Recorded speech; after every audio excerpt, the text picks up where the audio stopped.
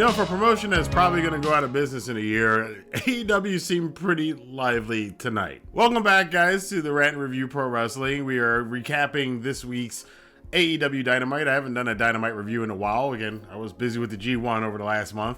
So we're back to it now, and we're going to talk about all the things that happened on this go-home show for All Out.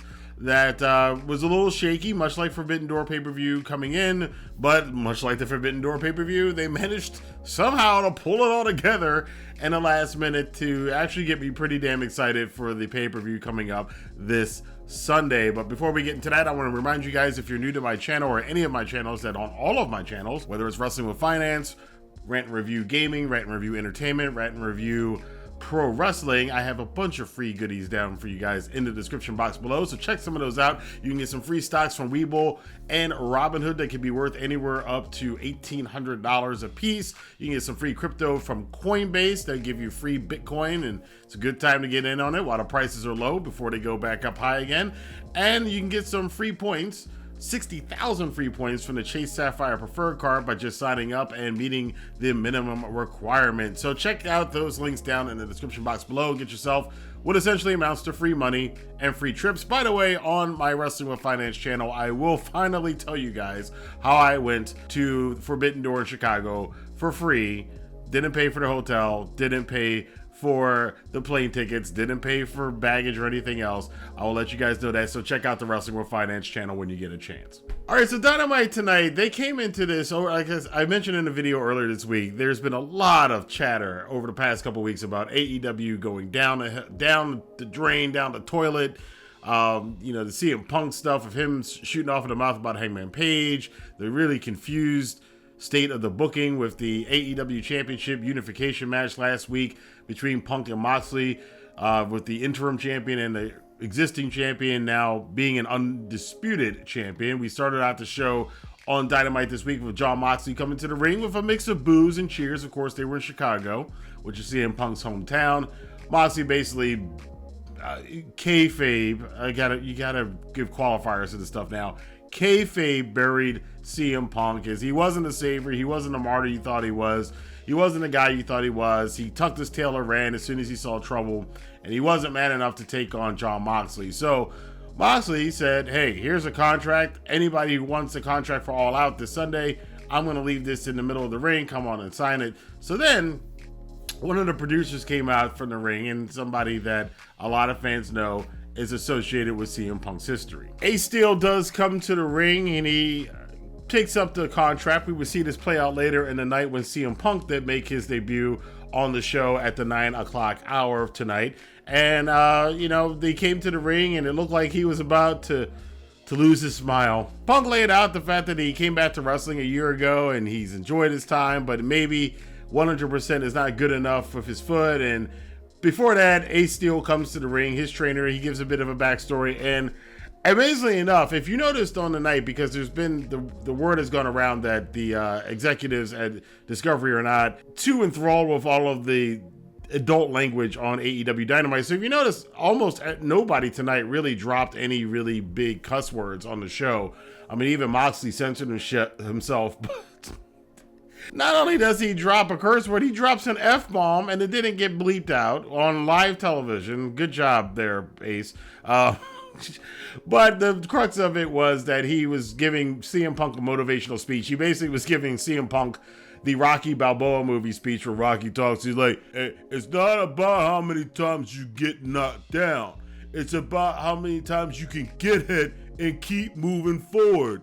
That's how winning is done. So CM Punk heard this and got revitalized. He picked up the contract, went out into the crowd with Chicago, and basically fed off the Chicago crowd. And it's like the he has got Chicago in his back pocket now going into All Out. I gotta say, man, I don't know how this is gonna play out. And outside of the F-bomb being dropped, which was a boneheaded thing to do, this segment, this promo was pretty good. It actually got me jazzed up for the match. I kind of had a suspicion, as a lot of people did, that they were going to do the rematch at All Out as this underdog story for Punk. But I was like, I don't know how well it's going to play out. I don't know how they're going to get excitement for it. And somehow, some way, this actually got me. I can only speak for myself. I actually, by the end of the promo when Punk signed the contract, I was actually kind of jazzed up for it. I was like, Yeah, now I want to see this match now. Okay, Punk's jazzed up, but his foot still hurt. So now we're going into this match on Sunday, knowing that Moxley has the supreme advantage in this match. Punk is still technically got that foot that's going to be bothering him, and they're going to be using that as the story of this match. And if they do it right, and Moxley and Punk are professionals who've been doing this for a long time, if there's going to be selling of an injury in this match, we're going to see how good a seller CM Punk is coming on Sunday, and we're going to see how good a worker Jon Moxley is. I'm actually really curious as to how they're going to wind up ending that match. There's some other curiosities coming up for All Out this weekend too, is of course the Casino ladder match is going to be a contract for a future AEW World Championship title shot. Now, we saw 4 of the 8 guys that are going to be in this match. They announced 7 of the guys that are going to be in this match. One of them I'm curious about because Claudio Castagnoli, who is the Ring of Honor World Champion, is in a ladder match to qualify to face the AEW World Champion. That's a little weird. I don't really like that. I think that diminishes, obviously, the Ring of Honor World Championship. But that aside, that nitpicking aside, there is a Joker spot. And immediately, you know what we're all thinking about. Is the Joker spot going to MJF? That's a possibility. Another possibility could be Samoa Joe.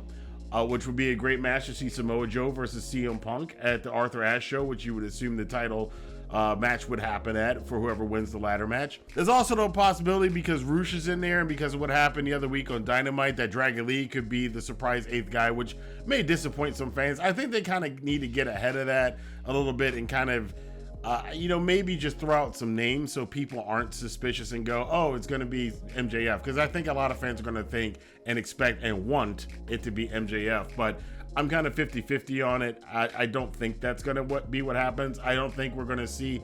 In fact, we might not see MJF at All Out. We might not see MJF until the Arthur Ashe show, if he is coming back at all.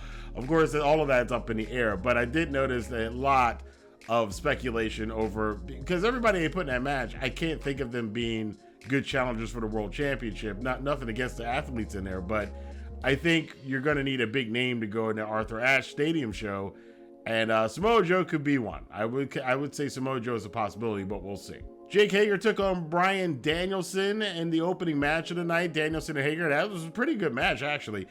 Danielson gets the win afterwards. Of course, the Jericho Appreciation Society did attack Bryan after the match. And then, of course, the Blackpool Combat Club came out to make the save. But that left Jericho coming to the ring with a chair. He was going to knock out Bryan Danielson. But Daniel Garcia came in, took the chair away from Jericho, which left Jericho open for the Psycho knee from Bryan Danielson. And Danielson kind of pats a very conflicted Daniel Garcia. And I think that's another thing that's leading into Sunday. Is Garcia, because this is a 50-50, Garcia could turn and join the Blackpool Combat Club, or it could all be a ruse for Jericho to beat Danielson, and they're just kind of playing him, knowing how AEW books. So it's not a guarantee that Garcia is turning on Jericho. They could flip it on you. So that's a 50-50 one up in the air too. We got the women and a pretty damn good tag team match.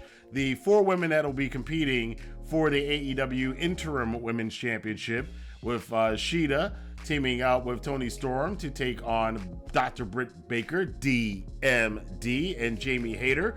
A really good match. Shida picked up the win, getting the pin on Dr. Britt Baker, which I think there'll probably be a receipt coming up at All Out, so we'll see how that works out. So that was a good match.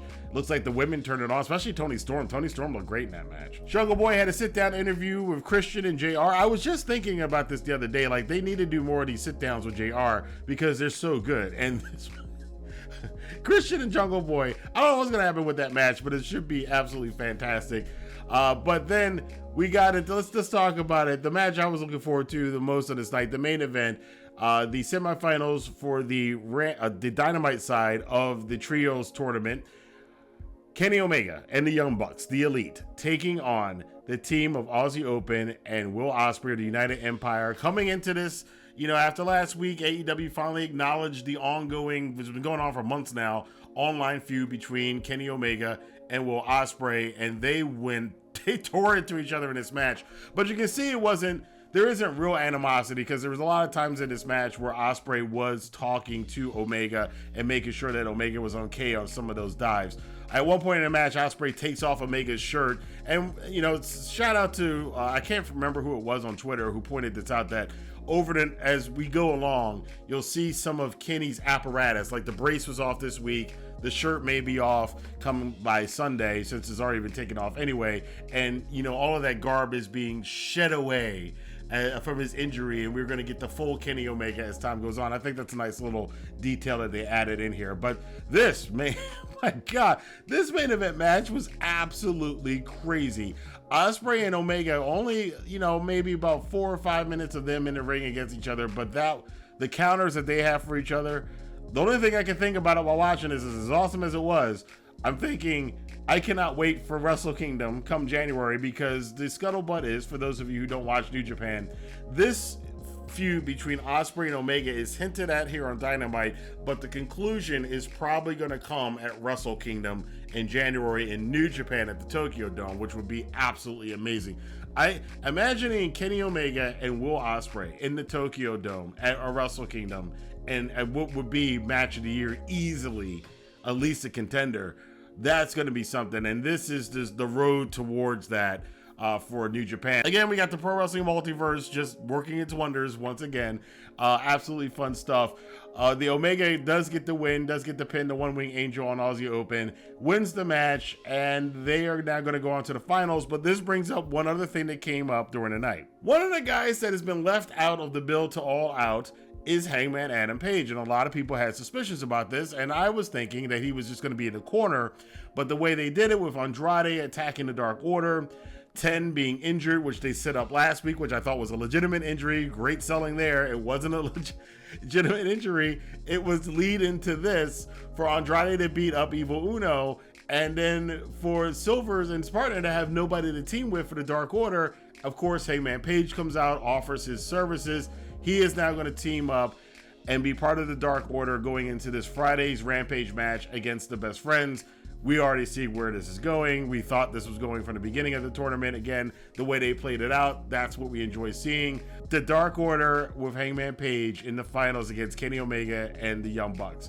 Drama, drama, drama. I'm salivating to see how well they're going to continue this storyline that's been going on since the beginning of AEW. Took a break while Kenny's been injured, but now we're getting back into it yet again with this drama with the Elite and Hangman Page. And, because it's been so long since we've seen it, I'm kind of excited to see what the next step is in this ongoing rivalry between the Elite guys.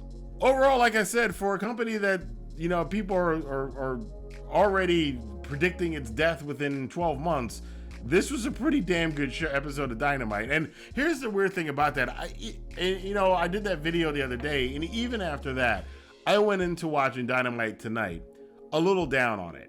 And that's the effect that I'm talking about. And that's the reason I put the video out I put the other day, is because even though I gave a rebuttal to all of this cavalcade of, jumping on the bandwagon of denouncing AEW and saying that it's going to go down the toilet and everything else, even though I don't believe that, the chatter weighed in on the back of my mind. So when I went into watch Dynamite tonight, I wasn't really jazzed about it. But by the end of the show, I was absolutely amazed. It was like, yeah, this is some good shit. I can't wait for All Out now. So I know the pro wrestling community, us as wrestling fans, we are very susceptible to groupthink and lemming mentality and having all of these voices telling us and shaping the way we perceive our wrestling shows. It's shaped negatively the way a lot of people perceive WWE. It's shaped negatively now the way people perceive AEW, done into New Japan, Impact, Ring of Honor, etc.